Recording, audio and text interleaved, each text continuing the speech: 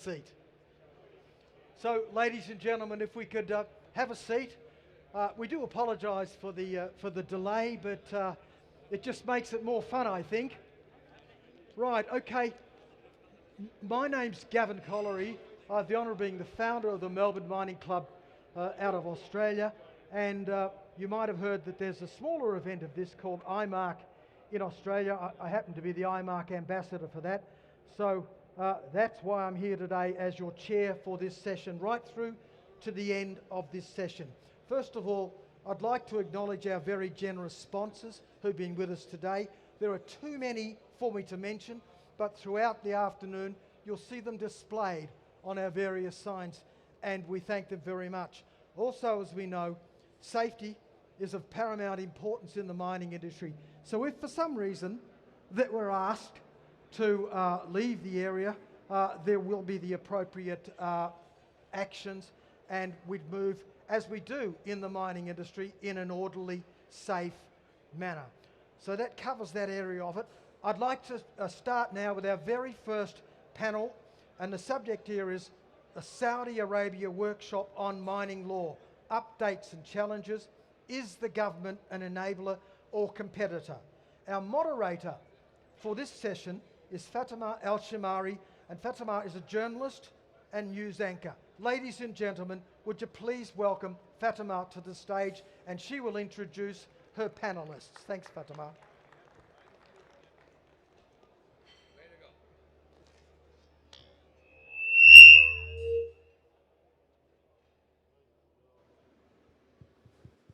All right, wonderful. Thank you, Gavin. Welcome, everybody.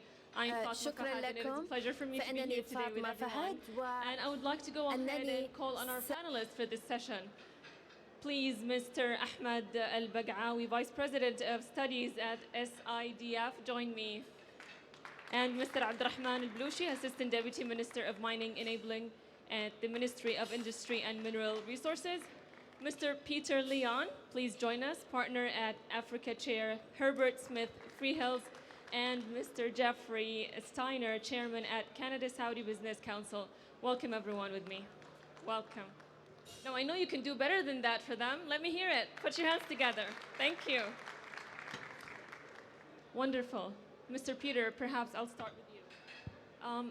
So this is a wonderful topic, mining law. I mean, without the mining law being flexible and being, an enabler, it's going to create a lot of obstacles for perhaps investments. So what is your most important take on mining law for the government to be an enabler and not, a competitor? Obviously, thank you very much, and very, very good to be here. I should just say at the outset, we were very privileged in my firm to help the government with its new mining investment law and the implementation regulations which came into force last January.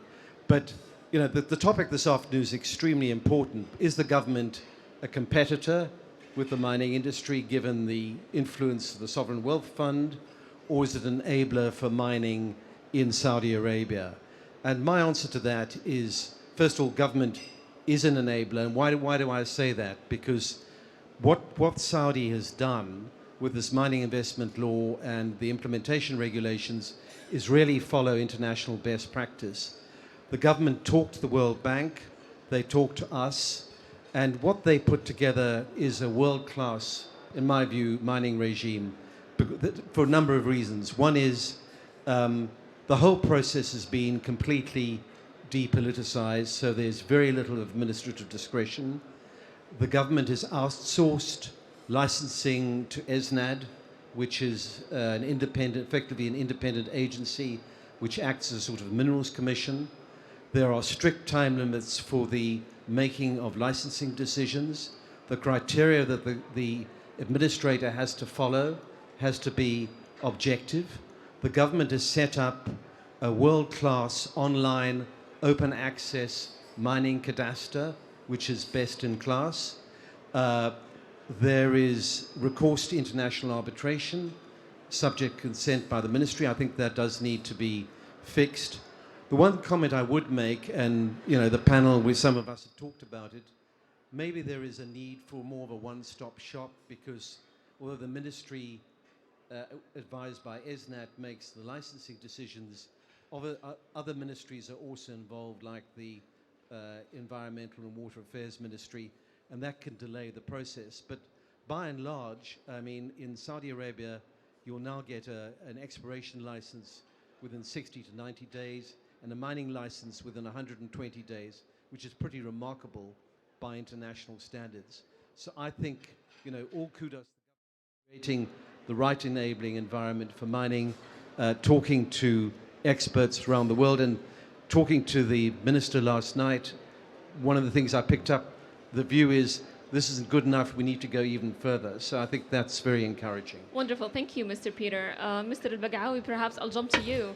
Now, when we talk about the mining industry, we cannot skip ESG and the importance of it, because we are talking about renewable energy eventually. So in terms of the mining law, what can be done to further develop ESG in the industry?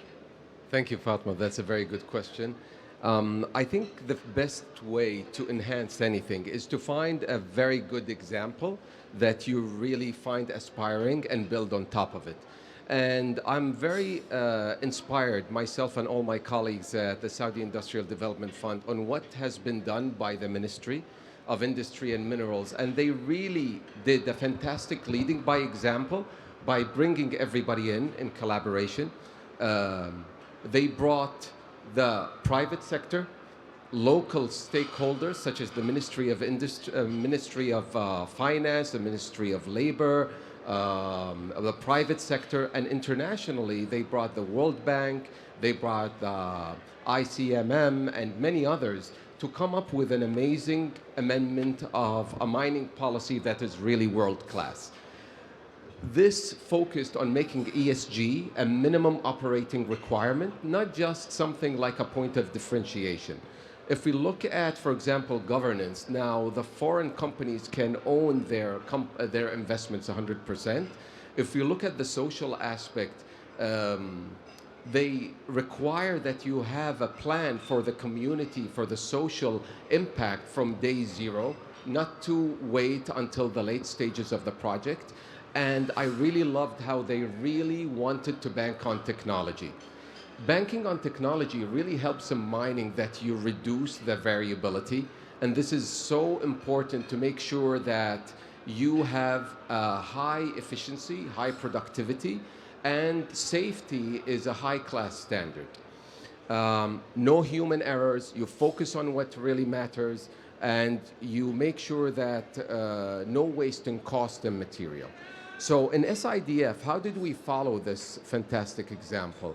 To create an impact on top of what the ministry have done, we decided really to follow their path and amend our lending policy to make sure that we extend the lending up to 75% of any legible mining project. We wanted to participate in the social impact by going further in taking on risks, by helping the junior explorer, and we started to look at projects that come after the delineation phase, which is after the pre-feasibility study and even before the bankable feasibility study, and made sure that we also help the ecosystem of mining, where we even fund services and companies that are in the ecosystem of mining, to make sure that the ecosystem developed in a healthy manner. Thank you. And perhaps we'll touch on that a little bit later, Mr. Al-Baghawi. Mr. Jeffrey, let me ask you about the importance. Yes, please. Thank you. The importance of law. Now, we understood that, but policy is also important, as Mr. Peter had touched on. But how can we have them both intersect, so to speak, to have a hub in the mineral industry in the region, and specifically perhaps Saudi? Well, thank you, Fatma. I appreciate the question, and very much there is the connection between the good foundation of law and these systems that put in place and special initiatives where I think the Kingdom of Saudi Arabia is in a tremendous and maybe unique position to do more than the average jurisdiction to make things happen. And my remarks are really mostly focused on this exploration, this beginning. How do you attract foreign investors in exploration? How do you get the junior mining companies to take a look at these very early stage assets. That's the riskiest part. And so if you are going to have special initiatives, Fatma, or incentives, that's the stage that you should do. And I think if you look at the KSA and the many wonderful initiatives under the Vision 2030, there are places to borrow some other ideas. I'll just give you one example that could apply in the mining sector, the exploration sector. So when the country wanted to focus on venture capital and tech and create more venture capital firms in Saudi Arabia, the government of Saudi Arabia said, we'll match with 50%. You foreign venture capital company, come set up here in the kingdom, put a fund together, and we will match your fund. Now, wouldn't that be great if something like that could exist for funding exploration within the kingdom? That's just one example. A second, I'm in the film and television business, so I'll use an example from that, and it applies in the new KSA film and television, but these principles of incentives, Fatma, have been around for a long time in film and TV, and how it works is, if you spend a certain amount when you're filming in Toronto or Michigan or what have you, they have production credits. So the government will give you 20% of what's called below the line of what you spend. And using that example from the film and TV industry and applying it to those early stages would have a dramatic mobilization of capital. And so I think there are some examples that we can borrow from different countries. Of course, Canada, I'm the chair of the Canada-Saudi Business Council. We have many solutions, not all the answers, but if you scratch the arm heavily of any Canadian, what you will find is a core sample because we have mining in our blood and our DNA. Theory? Should we test it? Well, right let's now? not test it, but just like in the Arab world, great hospitality is in the DNA. In Canada, the mining industry and the mining sector is in the DNA of all Canadians. So there's some things we can share, and it's really great to be here. I just want to again thank the Ministry for the hospitality. Wonderful. And on and to our next it's great having colleague. you all. So Thank Jeffrey, you're talking about perhaps collaboration between the private sector and the government sector. And Mr. Abdurrahman, that gives me a question to you here about the importance of that collaboration. Now, the government being an enabler, what's the private sector's role now? Thank you, Fatima. Back in 2015, when we were drafting the mining strategy, you look at the mining sector, it is not, it's very doable to put together a law and ask everyone to join and bring in their expertise and their brains and their investments. However, a major question was asked, should we do it by ourselves? Can we follow the oil and gas model and run exploration and mining? And we've tried to discover the answer for that question. It took a lot of analysis and a lot of punching, a lot of numbers, and at the end you reach a mathematical equation that no, we cannot deliver it as a single state-owned enterprise exploring. These are 50 commodities. The chances of finding, you need 5, 6 players to explore the same site until you might find a discovery. The amount of financing and environmental expertise that you require to develop that mine is not easy at all. And it will differ from from one commodity to another, but from a mine to another mine right next to it. So the expertise and the requirement, we understood quite quickly that we have to attract the private sector. And when it came to the private sector issuing the law, as Peter mentioned, we checked with all parties, whether it's international organizations such as the World Bank and the ICMM, but also through the different embassies. We reached out to all the major players around the world. But most importantly today is that when we look at our exploration policies, we know that we need to check with the junior explorers. These are the greenfield explorers that will support investments and will support discoveries going forward.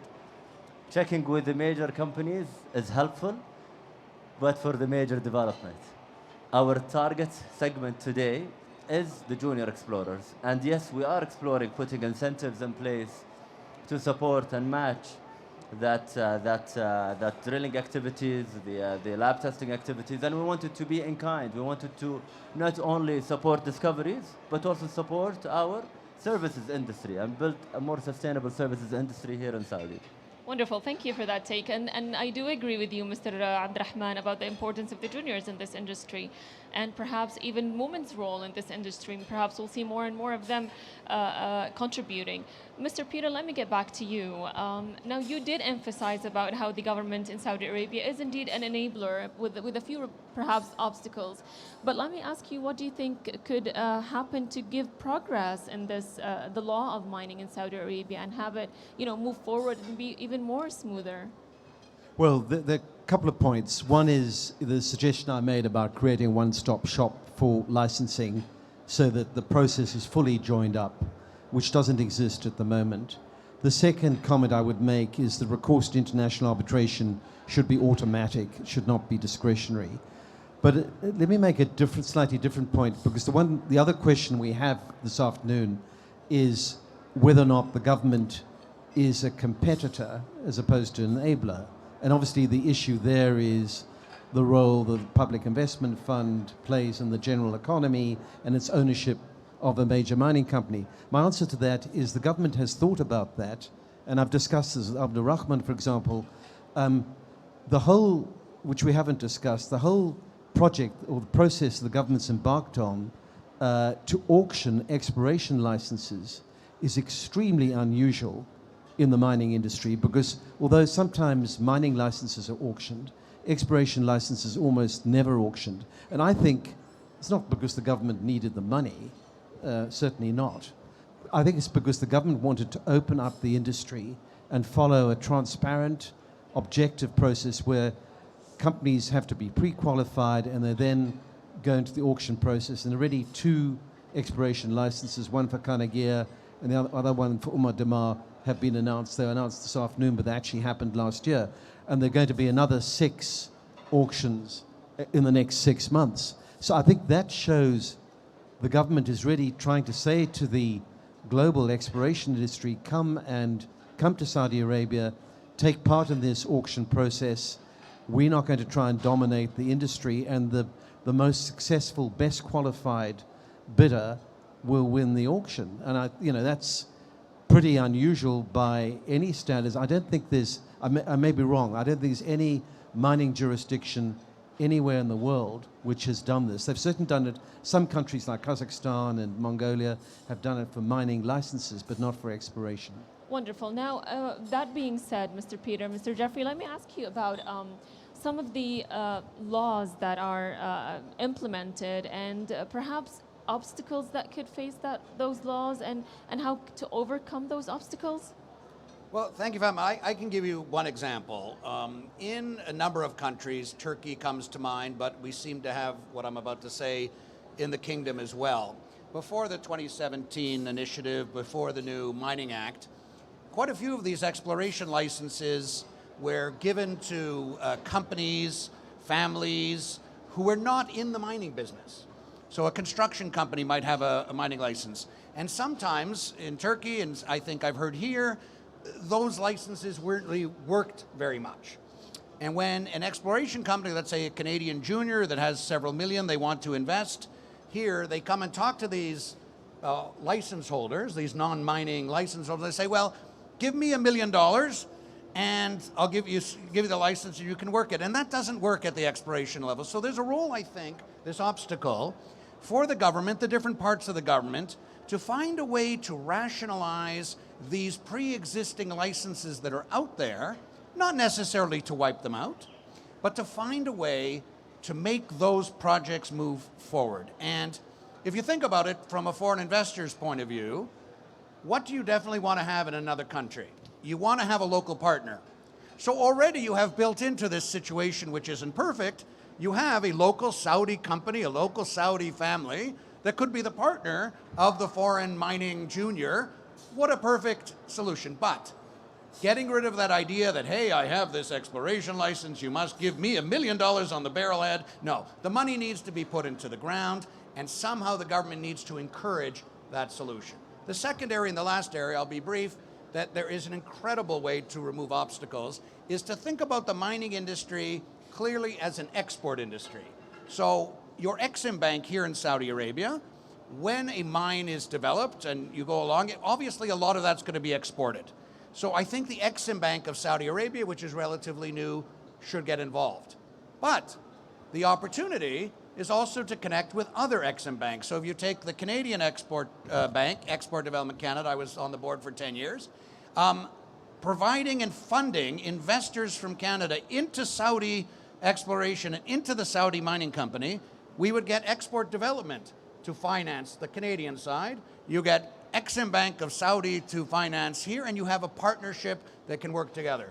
Obstacles are there. The best way is to resolve them is collaboration and working together, but you must focus getting the money in the ground on those early stage properties, because that is the highest risk, but is the beginning of the 20-year cycle in whichever commodity there is. Sorry for going on so long, but Peter agrees with me, right? There we go. Lovely. So yes, collaboration. We do agree with you. Collaboration is important, and their excellencies during their keynote opening in the morning, they did also emphasize on that, and they emphasized also on trust. To be able to collaborate, you need to build trust. And here I'm going to ask you, Mr. Baghawi, now, what is the best ways and practices, perhaps, to attract quicker and smarter ways of exploring the mining industry here in Saudi Arabia, so to speak, because time is of the essence? Absolutely, absolutely. Good question. But I would like to just focus that question on critical minerals, okay? Because their excellencies talk a lot about critical minerals this morning, and critical minerals are the ones that are really needed to take us into the next steps in humanity, or I would say the whole planet, into clean tech. If we look at PricewaterhouseCoopers 2020 report on mining, they stated that in 2021, the top 40 mining companies that focused on critical minerals really had stellar financial returns, and they also jumped in terms of market capitalization between 40 to 140%. But in the same time, they warned that in the near future, they would have a problem in terms of finding the sustainable operations and the same type of level of gains. So what we have done is really, as an ecosystem, focusing on the client centricity, the essence of NIDLIB, the essence of the newly developed and issued national industrial strategy, the new bylaws for mining, all of it come from one breath, which is customer centricity. And I believe we need to continue on that. And what we need to do is focus on these type of top mining companies. What are the problems they're facing? Main problems that they're facing is price volatility, geopolitical risks, scalable, as mentioned by my colleagues on the panel, scalable financial and infrastructure abilities. And we need to understand how can we provide that, because to do clean tech, you need almost 3 to 4x more minerals than the typical kind of energy generation. So that means you need effective value chain. And what we have seen with the NIDLIB program, with all the movement that has been done to focus on the client, is making sure that there are value chains. And we have done so much to enable that until now, and there's so much to be done moving forward. We want to attract the top mining companies to come to Saudi to enable the underexplored potential, and in the same time take advantage of a fantastic area where you have logistical advantages, you have fantastic legislation, you have excellent government that supports. And we understood there are two fantastic trends that are happening. We want to understand the trends to accelerate this mining activity. The first, these miners or mining companies are really smart. So they're moving down the value chain to create value-added services like chemical products. Lithium is of high interest to new tech, so they're going into lithium hydroxide production, which is chemical production. At the same time, they're even going into partnerships with OEM, the original equipment manufacturers. Like we see partnership between mining companies and Tesla and GE and Ford.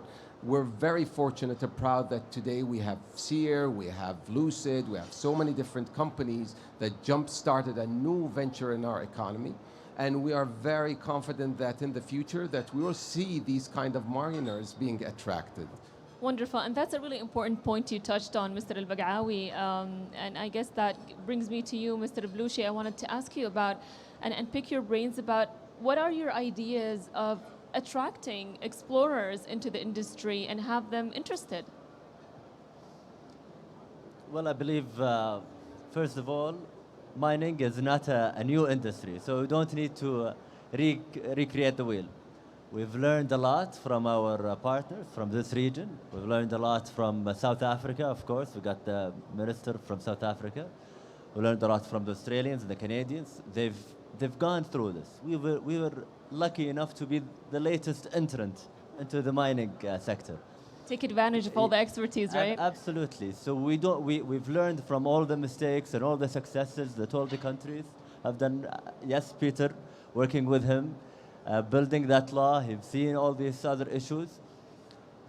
But it's not rocket science. A lot of issues happened, and and I'm sure someone else is going to join the mining sector after us, and he will build a better law.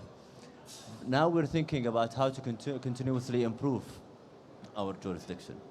Looking at exploration, we went first with the auction process, but 99% of our licensing is via first come, first serve. We're making it streamlined, we're making it quicker, we're making it much more credible, so that the companies, when they apply, they know whether they're going to get rejected or it's going to proceed.